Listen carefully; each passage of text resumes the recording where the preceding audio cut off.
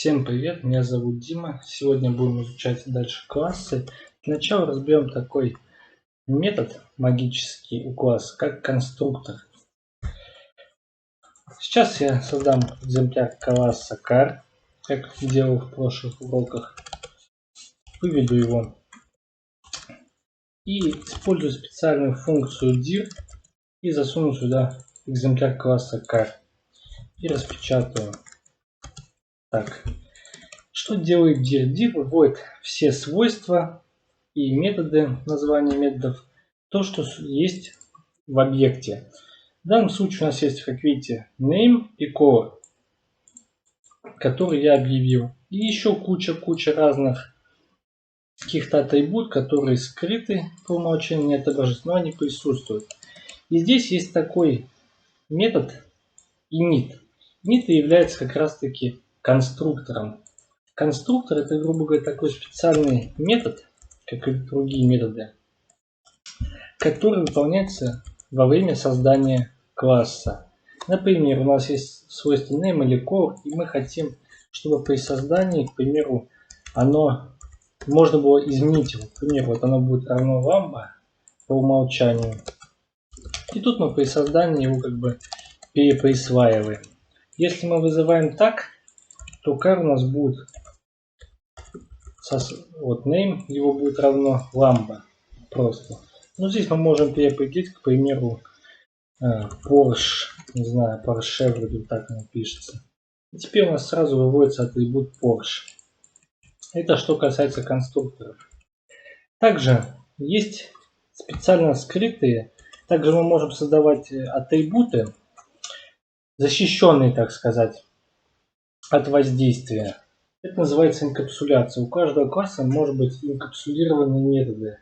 В Python как таковой нет такой прям сильной жесткой защиты. Есть только специально, как бы, можно сказать, соглашение между программистами, что если, к примеру, вот у нас есть атрибут, к примеру, name, ну не ладно, не name будет, к примеру, нет, ладно, пусть name.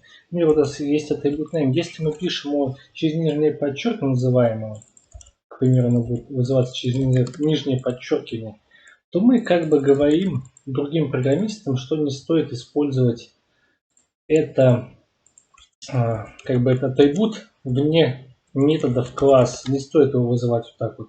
Только, к примеру, с помощью специальной функции, к примеру, getName, которая будет возвращать наш атрибут self_name. Вот такой, к примеру. А не вот так вот вызывать. К примеру, чтобы мы его вызывали вот таким вот образом. Также все выводится прекрасно. Но это не защищает. Это у других классах есть приватные методы, protected, private, protect, защищенные. В Python все они публичные. Сейчас я вам продемонстрирую, выведу еще раз вот так вот.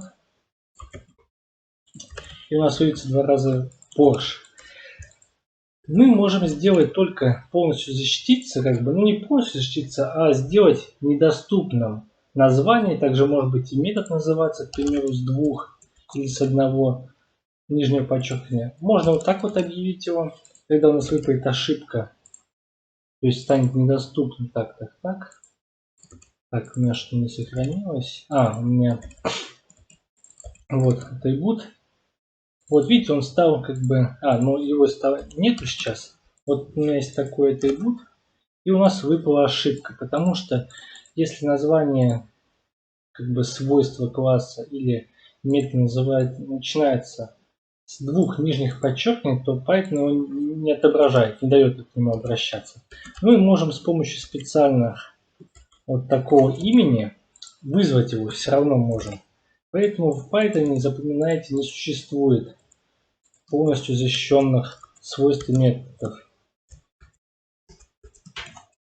Также хочу рассказать вам про еще одно свойство классов обязательно. Это что такое наследование. Наследование — это когда, допустим, мы создаем новый класс, и он будет содержать все атрибуты родительского класса. К примеру, я вот верну, как и было, все вот это вот. Ладно, вот это оставляю. Для упрощения убираю red. Вот остается name Lamba.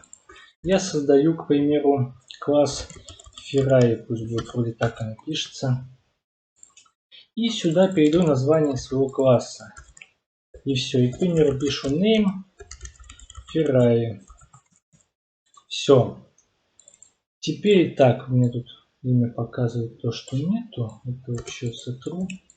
Все. Теперь я создал новый класс, который содержит атрибут name при определенном Ferrari. Ну, тут ладно, он содержит свой как бы атрибут, но он содержит переменную getName и конструктор родительского класса. К примеру, я создам, ладно, еще одну переменную color, верну red, пусть будет такой, и создам экземпляр класса Ferrari, который будет Fer, пусть будет Ferrari.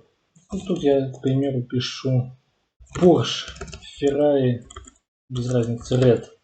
Вот такой у меня Ferrari будет. И здесь я выведу getName, напишу. И все это выведу на экран. Видите, у нас получился Ferrari Red. Это у нас что касается наследования. Мы как бы получили из родительского класса его атрибуты.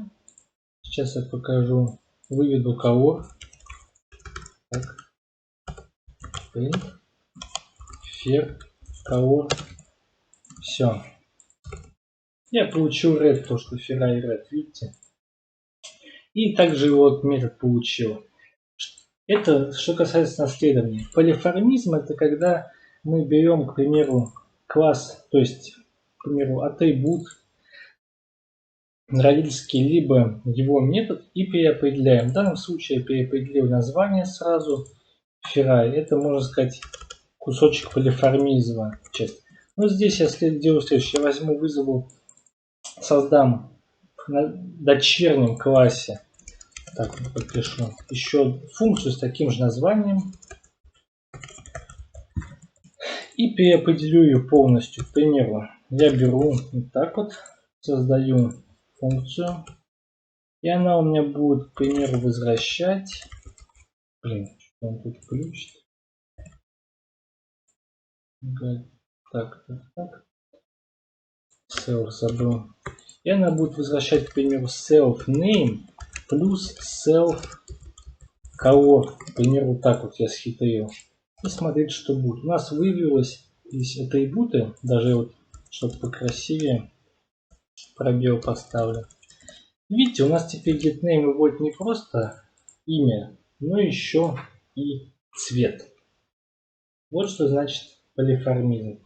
Это когда мы переопределяем те свойства метода, то, что есть в родительском классе, только уже в дочернем классе. На этом сегодня все. Спасибо за внимание. Ставьте лайки. Обязательно подписывайтесь, кто не подписался. Удачи, пока.